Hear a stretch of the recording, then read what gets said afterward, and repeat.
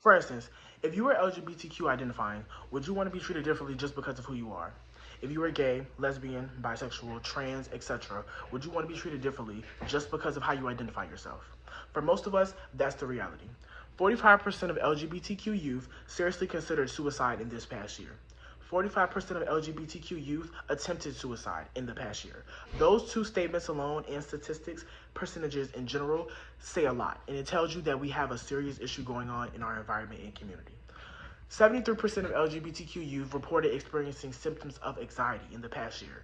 58% of LGBTQ youth have reported symptoms of depression. Altogether, that tells you we have people crying out for help who aren't getting it. Living on a campus such as Virginia State University's, where it's very heterosexual inclusive and homosexual anti, if that tells you something right there, then follow me. We have people who go through daily trauma, daily feelings of not belonging, daily feelings of not feeling like they have a safe space to call their own when we have a campus full of black individuals at a HBCU where it's supposed to be inclusive for people of color. Many students here on this campus have countless experiences with the discrimination from other people who are the same as them. So we have so many people who are going through the same things, the same life experiences, same color, same gender, same classification, same major, etc., etc. Some of us come from different backgrounds. Some of us just happen to be LGBTQ. We have so many people here who are so accepting of others who identify as heterosexual, but in that same space, they will be the worst people on earth. And instead, we show so much prejudice to people just because of their sexuality. Not because they've done bad things, not because they are a horrible person, not because they've said bad things, etc., etc. This does not have to be a fact to be proven because this is something that I've personally went through in my 3 years of being on this campus. In the world we live in, inclusiveness is not something that's a main priority for everyone. And with that, I say a lot of people don't worry about including others. A lot of people don't feel like they have to include everybody in everything. And if that tells you that you should isolate someone not because of their, sexual orientation, but you should isolate someone just because you want something to be exclusive. A lot of times on campus, a lot of times in the world in general, we have so many people who identify people one way just because of how they see it in their head. A lot of people are ignorant towards LGBTQ and don't have the history to back it up, don't know exactly, what they have to go through, the life that we have to live just to be accepted, just to feel like we're a part of something. And it takes a toll on a lot of us. A lot of us in the community, don't let it get to us. Some people, we go through our lives every day just being who we are and not really acknowledging the other people who are outside of that. But we have so many people on this campus in our lives who don't really speak on these topics because of the trauma they face or because of how they've been washed away and set to the side and wrote off by so many people who just see them as another statistic, another gay boy, another gay girl. And we have so many double standards in our community when it comes to gay men and gay females. That's something that in itself is a common issue that has yet to be resolved. In result of these careless acts, many young teens and students turn to drugs, they battle depression, they contemplate suicide. As we said in the statistics and percentages that I just gave to you, we have people who are already going down these roads. We have people who are already questioning their life purpose and what they mean to anybody in the world. In most cases, we have people who also hide themselves.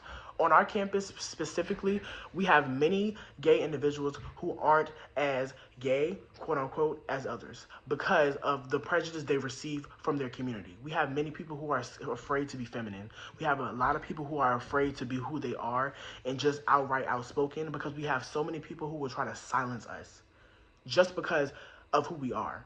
Not because we've done something wrong to them, not because we've made them feel a type of way, just because of who we are as a person. Think about it in your situation as who you are. Forget being whatever you are sexually. Forget your skin color. Just think of your personality and what you bring to the table. And think about someone ostracizing you and isolating you just because of that one thing right there.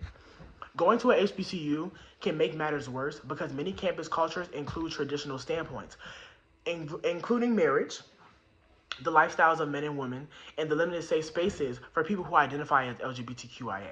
We have so many people who are in higher up positions that are homosexual but have been asked to water themselves down, have been asked to take a back seat on a lot of arguments and a lot of positionings just because they're too much, because they're too extra, or they're too this, or they're too that. Imagine someone telling you that because you're too this and you're too that, you can't go here. You can't do this. You can't do that. You can't be in this position because you're not subtle. Sometimes when you're subtle, it doesn't even matter because you're still identified as a certain way by the people, by the public. People see you one way and they're ignorant to what you've been through just because of who you are to them. Living on a campus such as our own, we have many people who may not feel like they belong here.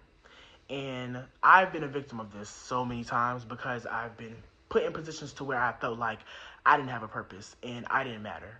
You try many different ways to find a safe space or a safe haven for yourself, and sometimes you fail tremendously just because of the way other people may make you feel. My main goal with my message is to inform others on the toll that it takes of a lot of individuals like myself who are a part of this community and have to tone themselves down, have to second guess what they're going to wear and how they're going to perceive other people when they go into other spaces. The feeling of not belonging can be so triggering for some people because of family things they've been through. A lot of us in the LGBTQ community have been kicked out of our homes. A lot of us have been homeless. A lot of us had to find a whole nother environment or a chosen family because our traditional or genetic family or our birth family, did not accept us for who we were. For most of us, that's not our reality, and which is completely fine. But for some, it is, and I definitely think the issue should be taken more serious, especially from a standpoint of people on a campus such as ours.